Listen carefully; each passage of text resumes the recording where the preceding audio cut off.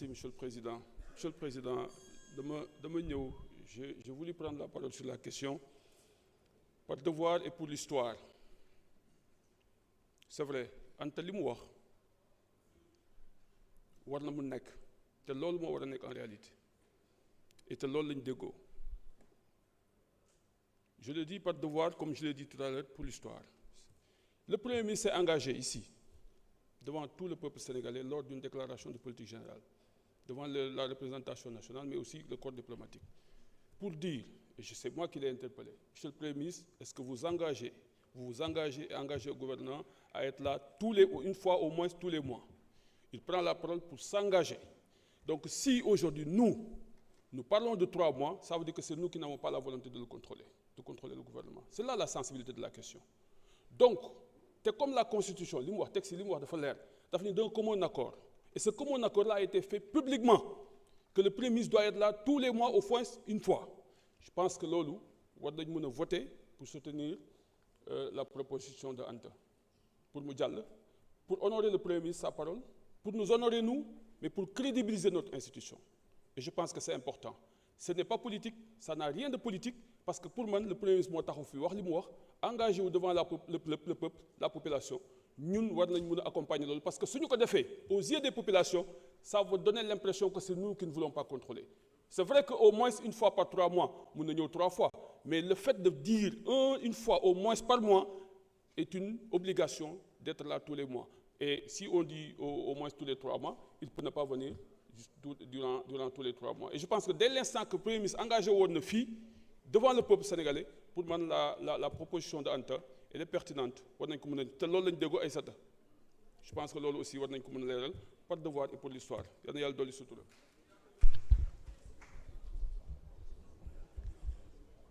Vous n'avez pas droit.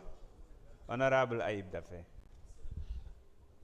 Si vous voulez, allez-y d'abord.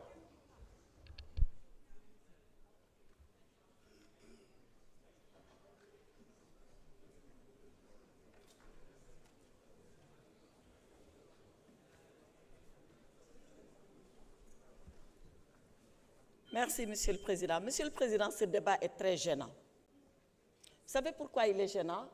Parce qu'on veut le personnaliser. On veut penser que ce que nous avons dit concerne le Premier ministre Ousmane Sonko. Non, ça concerne le Premier ministre du Sénégal, qui qu'il puisse être. On ne légifère pas pour une personne. La loi, ce n'est pas une veste qu'on taille sur le corps d'une personne. Elle est impersonnelle, elle est permanente. Qui qu'il puisse être le Premier ministre du Sénégal, nous avons souhaité qu'au minimum, une fois par mois, qu'il vienne ici et qu'il réponde aux questions que les députés pensent pouvoir lui poser. Ce n'est pas la personne du Premier ministre Ousmane Sonko qui est en cause. C'est la loi que nous voulons, générale et impersonnelle. Et c'est la raison pour laquelle nous pensons que si nous voulons être cette assemblée que nous voulons incarner, nous devons au minimum laisser la loi en l'état. Et c'est sur ça que nous nous sommes entendus. Donc nous sommes un peu gênés de voir que cette disposition-là a connu une évolution sans qu'on en soit informé. Donc je soutiens l'amendement de notre collègue Anta Ngom. Nous voulons que la loi reste en l'état, qu'elle concerne le Premier ministre du gouvernement du Sénégal, qui qu'il puisse être, et qu'on évite de personnaliser les débats, parce que ce n'est pas une personne qui est en cause, c'est la loi et c'est notre travail de député. Je vous remercie. Jërëjëf, honorable Ayib Daffé, vous avez la parole.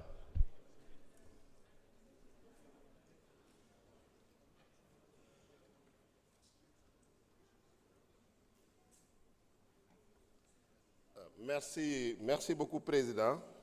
Je pense que c'est assez cocasse, puisque c'est ceux qui avaient boycotté le dernier passage du Premier ministre qui réclament maintenant sa présence.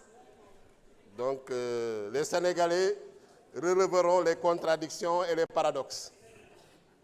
Nga xam ne Premier ministre bu mu fi mujjee ñëw am benn parti opposition bi wala opposition bi ne du fekkee question d'actualité au gouvernement.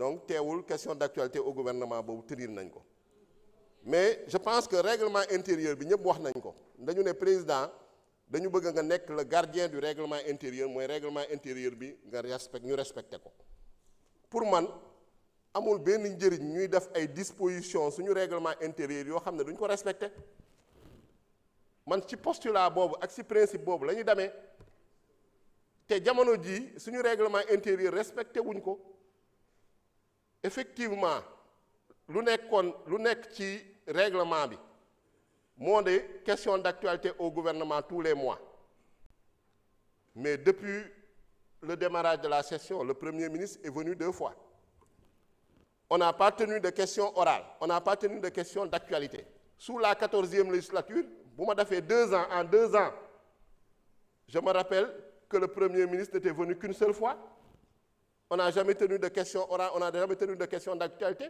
te ñun dañu bëgg rupture nag mooy respecter son propre règlement intérieur parce que tey règlement intérieur nag da ngay def ay dispositions yoo xam ne c'est des dispositions réalistes session budgétaire biir session budgétaire dañ ciy tenir question d'actualité au gouvernement xam nañ ni ça va être compliqué pour ñu def ko donc lu ñu proposer mooy question orale une fois par mois gouvernement bi dina ñëw au moins une fois par mois question d'actualité gouvernement bi dina ñëw au moins une fois par mois question d'actualité au gouvernement boo xam ne daa exiger la présence obligatoire du Premier ministre au moins une fois un jour par trimestre au moins nañu wax loolu kay yaakaar naa ni tëjuñu buntu bi ku ne au moins un jour ça veut dire on peut faire plus loolu français la te yaakaar naa ni tey soo leen xoolee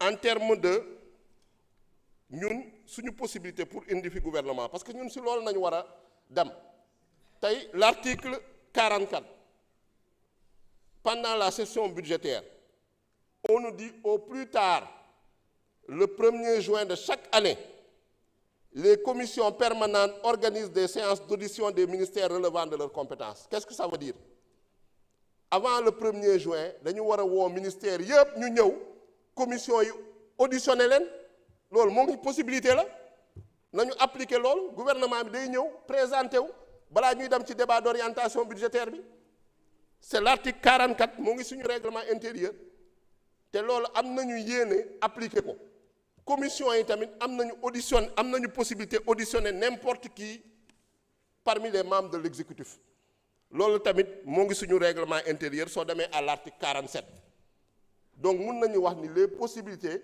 sont infinies par rapport tey dialogue entre Assemblée nationale ak gouvernement sans compter projet de loi yi nga xam ne moo ngi ci kii bi agenda législatif bi yoo xam ne gouvernement moo ñëw défendre ko te nga xam ne dañuy tenir ay commission di tenir séance plénière donc pour man je pense que il faut pas qu'on reste rigide il faut pas qu'on reste également fermé il faut que ñu dem vers plus d'ouverture et vers plus de réalisme parce que l'objectif c'est de respecter le règlement intérieur te en l'occurrence dispositions yi nu ñu ko tëggee ne nous permettent pas de respecter le règlement intérieur ñu xam ne on n'est pas am na ay pays yoo xam ne effectivement c'est des pays développés yoo xam ne problème yooyu ñun problème yi ñu am ñoom amuñu ko ñun pays on est dans un pays en redressement boo xam ne ça exige une mobilisation à tout instant du gouvernement notamment du Premier ministre sur tous les fronts tey moo ngi à l'extérieur en Chine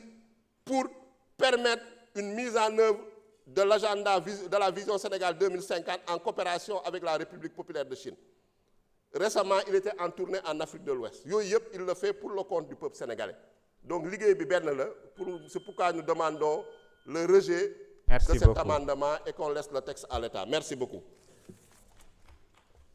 jërëjëf kon dañuy voter amendement